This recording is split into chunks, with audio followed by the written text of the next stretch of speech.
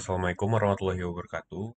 Perkenalkan, saya Abian Raki Akaila dan bersama teman saya Devin Saladin Dava Ismail, Kevin Nugra Wijaya, dan Masud Kautsar di Fakultas Teknik Universitas Indonesia. Pada kesempatan kali ini akan memaparkan pembahasan tentang kereta maglev. Kereta merupakan wahana transportasi berupa tunggangan menggunakan energi mobilitas, baik berjalan sendiri ataupun juga dirangkaikan menggunakan tunggangan lainnya, yang akan ataupun sedang berkiprah pada rel. Salah satu terobosan terbaru hari ini adalah kereta dengan teknologi levitasi magnetik, sebuah teknologi yang menggunakan gaya tolak antar magnet untuk melayangkan benda dan kendaraan. Kereta yang terangkat secara magnetis merupakan hal yang umum pada saat ini, namun kereta maglev yang dikembangkan oleh Central Japan Railway Company cukup unik dan unggul dari kereta lainnya.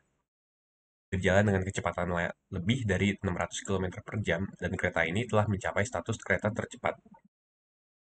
Kereta ini menggunakan magnet superkonduktor, itulah sebabnya kereta ini juga disebut dengan SI maglev. Setelah diisi dengan arus eksitasi magnet superkonduktor, kereta ini menghasilkan arus yang bersirkulasi dan medan magnet yang sangat kuat. Kereta ini diperkirakan juga dapat menghubungkan kota New York ke Washington DC hanya dalam 1 jam. Agar berhasil mengoperasikan kereta levitasi magnetik ini, kita harus mencapai 3 objektif yang utama, yaitu mendorong, melayang, dan memandu. Namun sebelum kita masuk secara bagaimana mencapai objektif ini, mari kita pelajari terlebih dahulu inti dari keretanya, yaitu magnet superkonduktor. Kereta yang melayang membutuhkan elektromagnet yang sangat kuat. Semakin kuat magnet, maka semakin besar gaya angkat dan gaya dorong yang dimilikinya, sehingga menghasilkan kecepatan kereta yang lebih tinggi. Elektromagnet normal tidak bisa meningkatkan nilai arus melebihi batas tertentu karena masalah pemanasan. Dalam elektromagnet superkonduktor, suhu konduktor diturunkan di bawah ambang batas. Setelahnya, bahan ini kemudian tiba-tiba menghasilkan sejumlah besaran aliran arus dengan hambatan 0. Hasil itu persis seperti yang kita inginkan. Menariknya, kumparan superkonduktor hanya perlu diisi sekali, menggunakan arus eksitasi agar kumparan hubung singkat menghasilkan arus DC yang bersirkulasi selamanya, tanpa adanya kehilangan energi. Arus yang disirkulasikan oleh kumparan superkonduktor sangatlah besar, yaitu 700 kA, hampir 10.000 kali nilai arus kabel pengukur tembaga rumah tangga konvensional. Elektromagnet superkonduktor jelas merupakan elektromagnet yang paling kuat dan paling efisien. Tantangannya adalah menjaga kumparan dalam tahap superkonduktor. Untuk mewujudkannya, maka digunakan sistem helium cair onboard.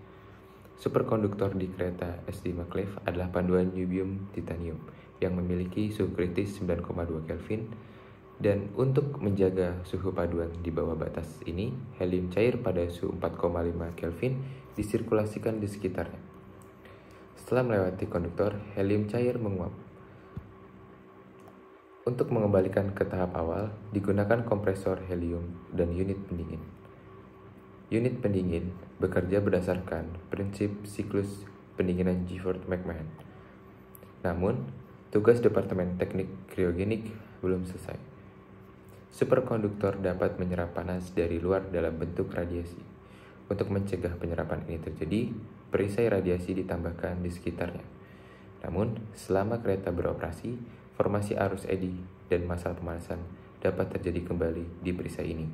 Untuk menetralisir pemanasan ini, perisai radiasi juga membutuhkan pendinginan yang dicapai dengan memasok nitrogen cair ke unit. Untuk mencegah perpindahan panas konveksi, vakum dipertahankan di dalam perisai radiasi. Ada 4 superkonduktor dengan polaritas arus yang berlawanan, disusun dalam satu unit. Meskipun elektromagnet dalam SD maglev bekerja tanpa satu daya apapun, Departemen Kriogenik membutuhkan daya yang cukup besar. Banyak unit terpasang di sepanjang kereta di kedua sisi. Seperti yang disebutkan, tugas pertama adalah propulsi atau mendorong. Mendorong kereta ke depan adalah tugas yang mudah. Untuk tujuan ini, digunakan serangkaian elektromagnet normal, mereka disebut kumparan penggerak. Kumparan penggerak diberi daya dengan cara alternatif seperti yang ditunjukkan dan ditempatkan di dalam jalur pemandu.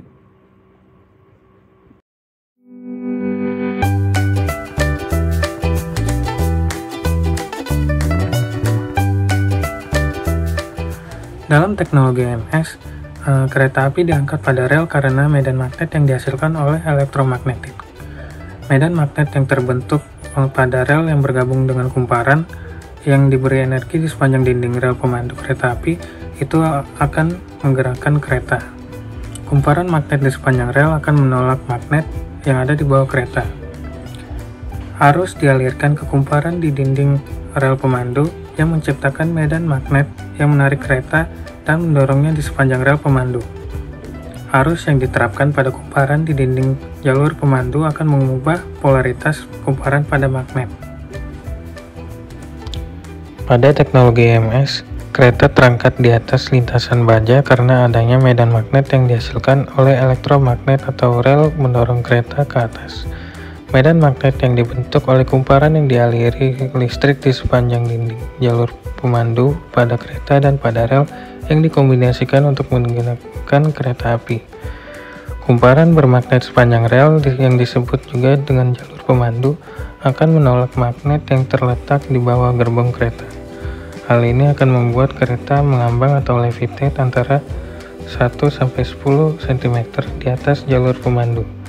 Pada saat kereta terangkat, daya listrik akan diberikan ke kumparan di dalam dinding jalur pemandu untuk membentuk medan magnet yang menarik dan mendorong kereta sepanjang jalur pemandu.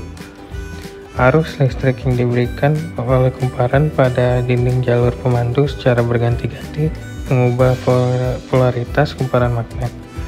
Perubahan polaritas ini menyebabkan medan magnetik yang ada di depan kereta akan menarik kereta ke depan, sementara medan magnet di belakang kereta. Dari gambar ini kita dapat melihat bahwa kereta api memiliki lintasannya. Karena itu, kereta api EMS merupakan kereta api yang lebih nyaman dan aman. Levitasi kereta yang diatur membuat kereta melayang, bahkan saat melaju dengan kecepatan rendah. Intensitas medan magnet di dalam kompartemen penumpang juga kecil sehingga aman bagi penumpang yang membawa alat pacu jantung atau penumpang yang membawa penyimpan magnet seperti kartu kredit atau harddisk. Intensitasnya sebanding dengan medan magnet bumi dan jauh di bawah intensitas medan pengering rambut, bor listrik, atau mesin jahit. Jika listrik padam, kereta maglev EMS dilengkapi dengan catu daya baterai darurat agar kereta maglev tidak menabrak jalur pemandu. Kereta maglev EMS paling sukses sejauh ini disebut dengan sistem Transrapid dan saat ini sedang digunakan oleh maglev di Shanghai, China dan juga di Jerman. Contohnya adalah pada kereta ACE di Jerman.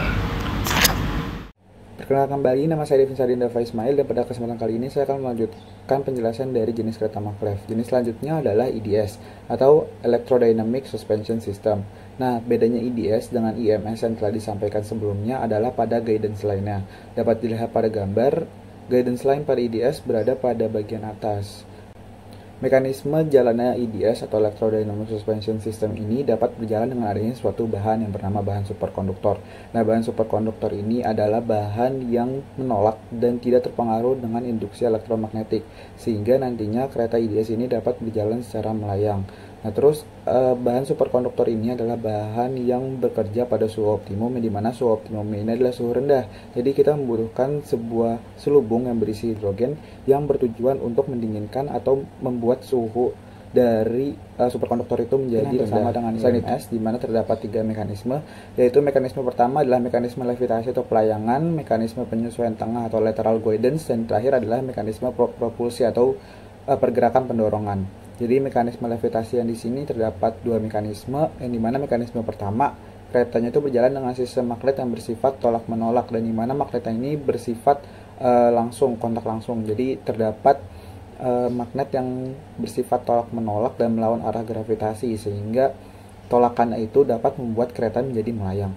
Nah, terus mekanisme levitasi yang kedua atau pelayangan yang kedua adalah dimana menggunakan magnet batang yang berada pada bagian kanan dan kiri dari kereta, yang dimana magnet batang ini berbentuk angka 8. Jadi bisa dilihat pada gambar, angka 8-nya itu terdapat bagian atas dan bagian bawah, yang dimana ini menggunakan mekanisme induksi elektromagnetik. Jadi apabila kereta ingin melayang dan kereta berada pada bagian bawah atau pada bagian N plus itu, N plus 1 atau N plus 2 atau N plus 3, jadi kereta akan mengalirkan induksi elektromagnetik pada bagian bawah tersebut, sehingga mengakibatkan terdapat adanya gaya magnet pada bagian atas. Nah, gaya magnet pada bagian atas ini mengakibatkan penarikan dari badan kereta sehingga kereta dapat tertarik ke atas atau melayang. Penggunaan dari magnet berbentuk angka 8 juga digunakan pada mekanisme penyesuaian tengah atau lateral guidance. Jadi mekanismenya juga menggunakan induksi elektromagnetik. Jadi magnet berbentuk angka 8 ini keduanya terhubung. Lalu apabila kereta maglevnya ini berada condong ke arah kanan atau ke arah kiri, maka pada bagian tersebut akan menghasilkan induksi elektromagnetik yang lebih besar, dan pada bagian yang lainnya maka akan timbul gaya magnet. Jadi keduanya akan menyeimbangkan sehingga kereta tetap berada pada jalurnya pada bagian tengah. Jadi mekanisme propulsi atau pergerakan dari kereta maglev ini adalah berdasarkan magnet superkonduktor yang menempel pada kereta maglevnya ataupun berada pada bagian guidance. Jadi apabila terdapat perbedaan kutub-kutub yang berada pada bagian keduanya, baik pada bagian yang menempel ataupun pada bagian guidance, kereta dapat bergerak dengan adanya gaya tarik-menarik ataupun tolak-menolak antara kutub-kutub yang berlainan, yang dimana kutub selatan akan menarik dari kereta tersebut dan kutub utara akan mendorong kereta tersebut, sehingga kereta tersebut akan berpindah bidang magnetnya dari satu bidang ke bidang yang lain, yang dimana hal ini terdapat pada kedua sisi, dan kegiatan pendorongan dan penarikan ini akan berlangsung secara sangat cepat. Desain sistem pengendalian dalam prototipe kereta maglev menggunakan sistem loop terbuka atau open loop. Sistem kendali ini keluarannya berpengaruh dalam aksi pengendalian. Sistem kontrol loop terbuka adalah sistem kontrol yang keluarannya tidak berpengaruh pada aksi pengontrolan. Jadi pada sistem kontrol loop terbuka, keluaran tidak diukur atau diumpan balikan untuk dibandingkan dengan masukan. Sistem kendali dalam prototipe maglev ini mempunyai surat keterangan dari fungsi penundaan atau delay dan surat keterangan perubahan polarisasi kutub rotor dari fungsi arus kemagnetan atau flux. Perubahan pola polarisasi berdasarkan flux magnet stator. Jenis lain dari sistem levitasi yang menggunakan sensor efek Hall.